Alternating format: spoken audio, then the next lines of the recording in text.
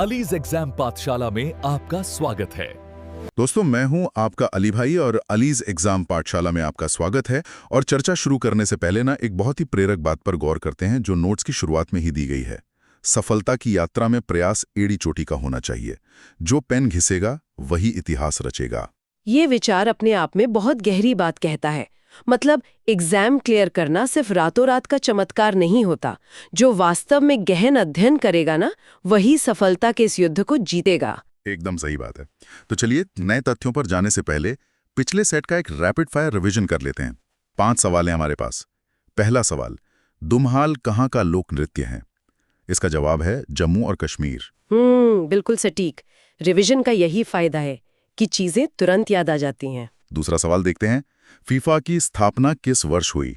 इसका जवाब है 1904 यानी 1904 में। और अगला जो मात्रक वाला सवाल है वो भी काफी बार आता है। हाँ, तीसरा सवाल है कि ज्योति तीव्रता यानी ल्यूमिनस इंटेंसिटी का मात्रक क्या है? सही जवाब है कैंडेला। इसे याद रखने का एक बहुत आसान तरीका है। इसे कैंडल यानी मोमबत्ती से जोड़कर देखा जा सकता है, जो सीधे प्रकाश या ज्योति से जुड़ा है। ये बढ़िया ट्रिक है। चौथा सवाल है, भारतीय संविधान के अनुच्छेद 18 में क्या है? इसका जवाब है उपाधियों का अंत। और आखिरी रिवीजन सवाल लेंस से जुड़ा है। सही कहा। पांचवा सवाल है कि दूरदृष्टि दोष में किस लेंस का प्रयोग होता है? उत्तर है उत्तल लेंस। और हाँ, निकट दृष्टि दोष के लिए अवतल लेंस का प्रयोग होता है। पिछले ज्ञान को इस तरह तरोताजा करने के बाद मुझे लगता है अब हम कला और संस्कृति के नए हिस्से की ओर बढ़ सकते हैं। तो कला और संस्कृति का पहला सवाल बड़ा दिलचस्प है। कुचिपुड़ी नृत्य की किस विशेषता में पीतल की प्लेट के किनारों पर पैर शामिल होते हैं? इसका सही जवाब है तरंगम। पीतल की प्लेट के किनारों पर संतुलन बनाकर नाचना सुनने में ही कितना मुश्किल लगता है, और देखने में ये उससे भी ज्यादा अद्भुत होता है। कुचिपुड़ी मुख्य रूप से आंध्र प्रदेश के कृष्णा जिले से जुड़ा है। एग्जाम के नजरिए से इसकी कुछ अनूठी विशेषताओं के नाम बिल्कुल टिप्स पर होने चाहिए। जैसे वो मेढक वाली कहानी। बिल्कुल, जब नृत्य के जरिए मेढक की कहानी बताई जाती है तो उसे मंडूक शब्दम कहते हैं। नर्तक अपने पैर के अंगूठे से जो चित्र बनाते हैं उसे जल चित्रम कहा जाता है। और पैरों की एक विशेष मुद्रा भी होती है ना, जिसे मंडी कोप्पू कहते हैं। हाँ, और जो हवाई करतब किए जाते हैं वो काउतम कहलाते हैं। एक और बात, कुचिपुड़ी में पुरुष नर्तकों को भागवतालू कहा जाता है और उनकी पारंपरिक पोशाक को बगलबंदी कहते हैं। नोट्स में गुरु सिद्धेंद्र योली का भी नाम है, जो इसके गुरु माने जाते हैं। और अगर कलाकारों की बात करें तो राधा रेड्डी, राजा रेड्डी, भावना रेड्डी, हलीम खान जैसे नाम बहुत मशहूर हैं। एक नाम जो बार बार पूछा जाता है वो है यामिनी कृष्णमूर्ति जी का।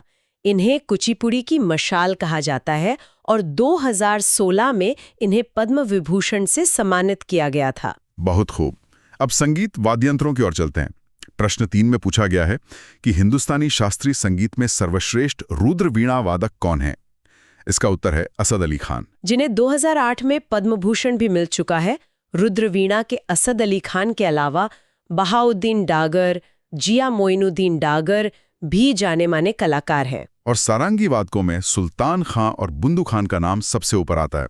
अब वापस नृत्यों पर आते हैं। प्रश्न 2 है कि इनमें से कौन सा गुजरात का नृत्य नहीं है? सही उत्तर है विदेशिया, क्योंकि ये बिहार का लोक नृत्य है। गुजरात के नृत्यों में अक्सर एक समूह या घेरे का एहसास होता है, जैसे गरबा और डांडिया। गरबा को 2023 में 15वीं अमूर्त सांस्कृतिक विरासत यानी इनटैंजिबल कल्चरल हेरिटेज का दर्जा भी मिल चुका है। इसके अलावा गराबो, भवई, हुडो, पल्लीजंग, टिप्पणी और बिछुड़ो भी गुजरात की ही नृत्य हैं। और बिहार की बात करें तो वहाँ विदेशिया के साथ साथ झिझिया और पनवरिया प्रसिद्ध हैं। पश्चिम बंगाल में काठी, बाउल और मरेसिया मुख्य रूप से किए जाते हैं। प्रश्न 4 सीधे पूर्वोत्तर भारत से है। अरुणाचल प्रदेश का नृत्य कौन सा है? जवाब है भुइया। अरुणाचल में भुइया के साथ और भी कई नृत्य हैं।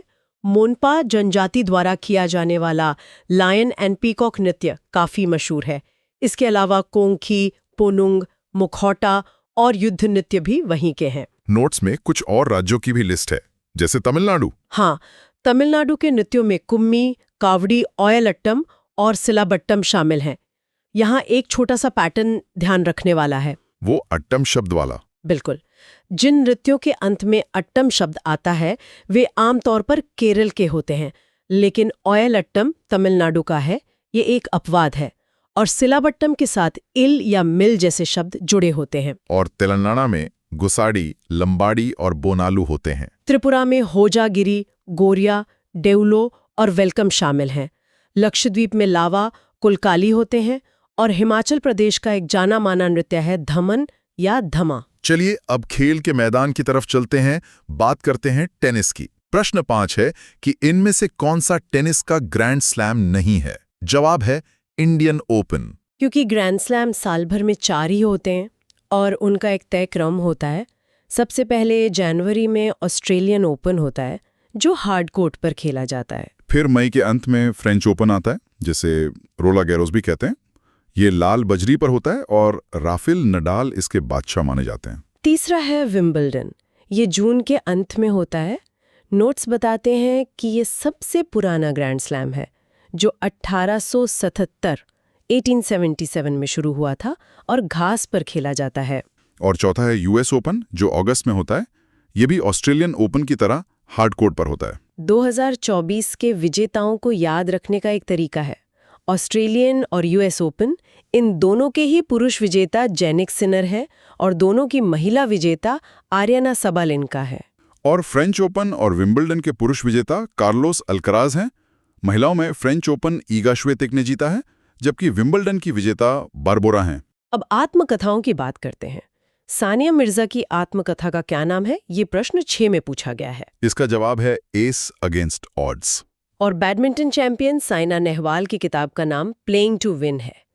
पीवी सिंधु की journey settling to the top में दर्ज है। बॉक्सर मैरी कॉम की आत्मकथा का नाम अनब्रेकेबल है। उड़न परी पीटी उषा की किताब गोल्डन गर्ल है और क्रिकेटर आर अश्विन ने अपनी कहानी आई हैव द स्ट्रीट्स में लिखी है। चलिए अब भारतीय राज व्यवस्था यानी पॉलिटी की ओर बढ़ते हैं। प्रश्न 7 बहुत ही अहम है। भारतीय संविधान का अनुच्छेद 32 किससे संबंधित है? जवाब है संवैधानिक उपचारों का अधिकार। डॉक्टर BR अंबेडकर ने इसे संविधान की हृदय और आत्मा कहा है। क्योंकि यही वो अनुच्छेद है जो बाकी अधिकारों की रक्षा करता है। इसके तहत सुप्रीम कोर्ट अनुच्छेद 32 के जरिए और हाई कोर्ट अनुच्छेद 226 के जरिए 5 प्रकार की रिट्स जारी करते हैं। पहली रिट है बंदी प्रत्यक्षीकरण यानी हेबियस कॉर्पस। मतलब पुलिस किसी को बिना कारण गायब नहीं कर सकती, 24 घंटे में जज के सामने पेश करना होगा। दूसरी रिट है परमादेश, जिसका अर्थ है हम आदेश देते हैं जब कोई सरकारी अधिकारी अपनी ड्यूटी सही से नहीं कर रहा हो। तीसरी है उत्प्रेषण, जहां कोर्ट निचली अदालतों से मामला अपने पास मंगाती है। चौथी रिट है प्रतिषेध, जो एक तरह का स्टे ऑर्डर है न्यायालय को अपने अधिकार क्षेत्र से बाहर काम करने से रोकने के लिए। और पांचवी है अधिकार परीक्षा, मतलब अगर कोई अवैध रूप से सरकारी पद पर बैठ गया है। बिल्कुल। अब प्रश्न 8 को देखते हैं। ऐसा क्या है जो डीपीएसपी और मौलिक कर्तव्यों दोनों का हिस्सा है? इसका उत्तर है पर्यावरण का संरक्षण। ये अनुच्छेद 48A, 48A में भी है और हमारे 7वें मौलिक कर्तव्य में भी। राज व्यवस्था के कुछ और अनुच्छेद भी तेजी से समझते हैं।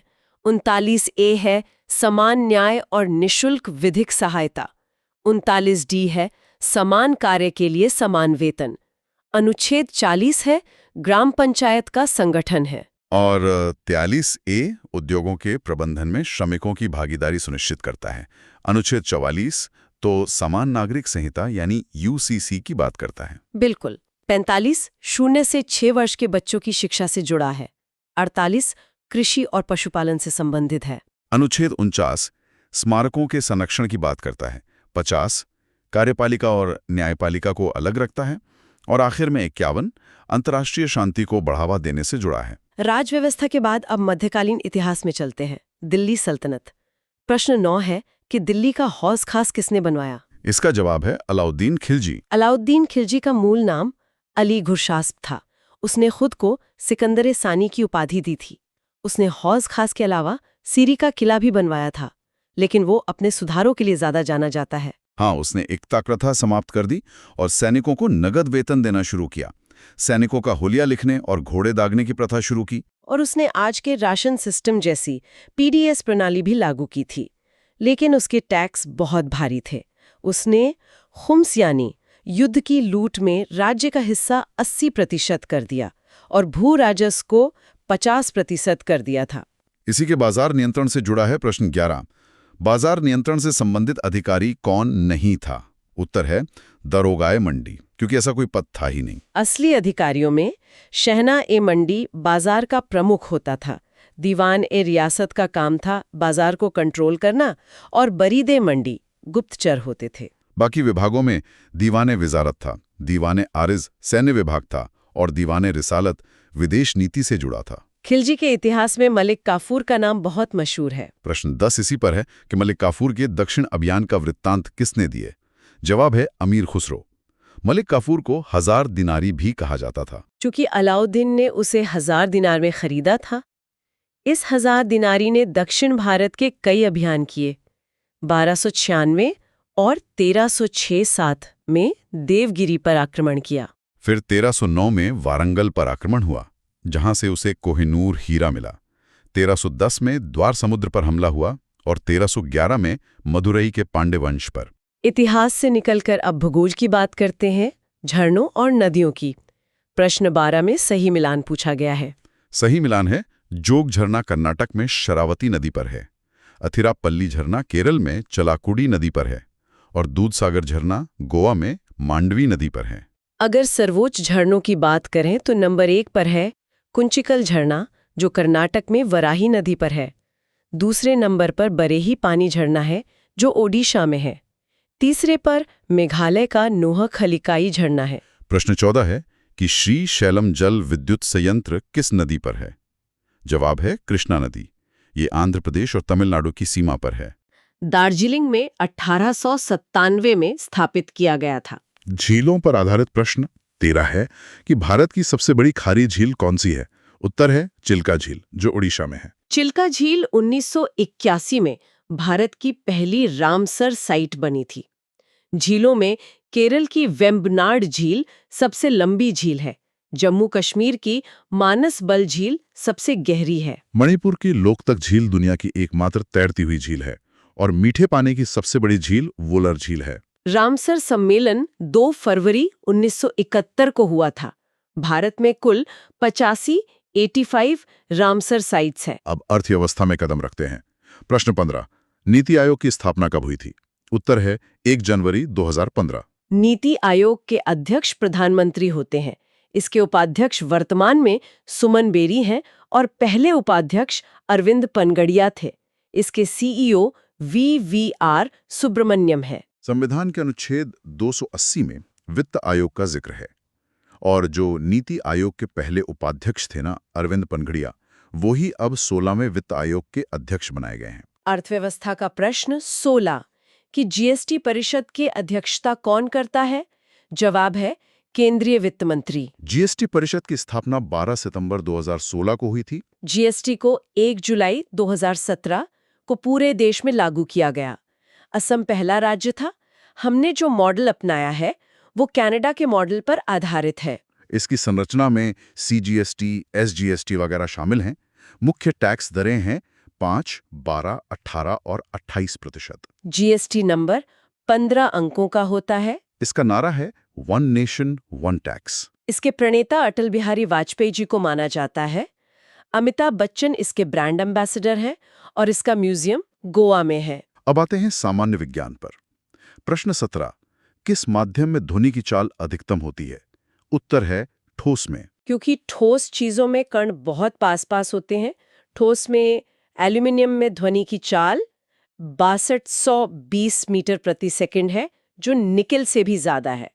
ध्वनि हमेशा गैस से तेज द्रव में और सबसे तेज ठोस में चलती है। प्रश्न 18 है कि इनमें से कौन सा एसिड का विशिष्ट गुण नहीं है? उत्तर है पीएच मान 7 से ज्यादा होना, क्योंकि ये एसिड का नहीं, क्षार यानी बेस का गुण है। बिल्कुल।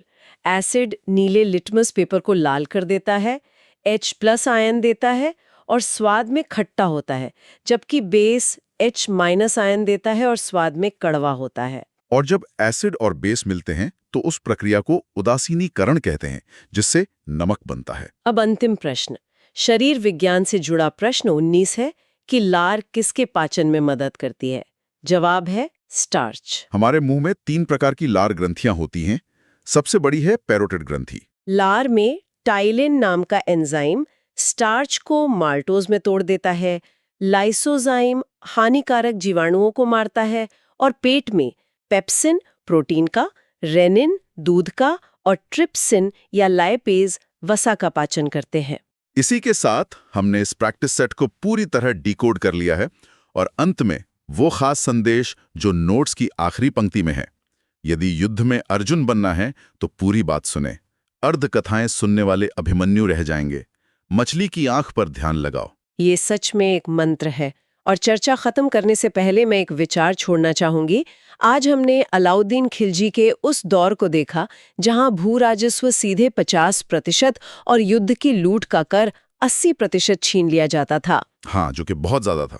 और फिर हमने आज की अपनी जीएसटी प्रणाली देखी जो बहुत व्यवस्थित है, जहां दरें 5, 12, 18 और 28% है। प्रशासन और कर प्रणाली का ये जो विकास हुआ है ना, ये अपने आप में कितना अद्भुत है, इस पर विचार जरूर कीजिएगा। इतिहास और वर्तमान का ये कनेक्शन ही तो पढ़ाई को दिलचस्प बनाता है। तो साथियां, आज के इस गहरे विश्लेषण में बस इतना ही। हमने हर एक सवाल और कॉन्सेप्ट को पूरी तरह से समझा है। जय हिंद, जय भारत।